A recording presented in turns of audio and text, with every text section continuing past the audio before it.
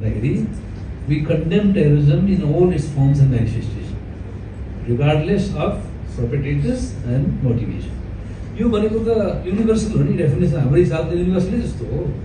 हामीले पर्पेट्रेटर्स पनि छुट्याएन मोटिभेसन पनि छुट्याएको छैन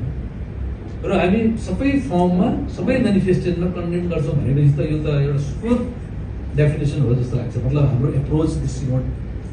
डेफिनेसन त यसलाई चाहिँ हामीले नियन्त्रण गर्नुपर्छ अब नयाँ नयाँ किसिमका यो टेररिस्टहरु च्यालेन्जेसहरु आइरहेका छन् नेपाल नम्बर 1 रूट कज के हो टेररिज्मको गरिबी मात्रै हो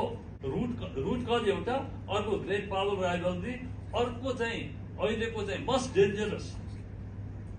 रिलिजन हाम्रो दायित्व हो कि होइन भन्ने मेरो क्वेशन थियो त्यसमा अझै aggressively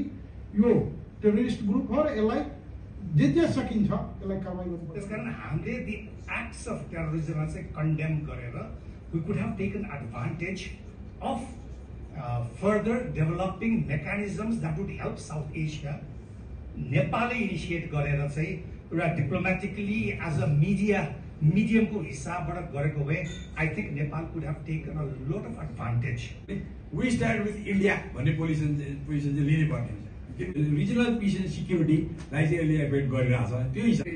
that can be taken out of this event. एउटा चाहिँ नेपालको पर्सपेक्टिभबाट अगेन दिस इज अलि इन्ट्रेस्ट बेस्डबाट कुरा गर्ने हो भने चाहिँ नेपाल र इन्डियामा बिचमा अहिले पोलिटिकल ट्रस्ट छैन त्यो एउटा मिसट्रस्ट छ तर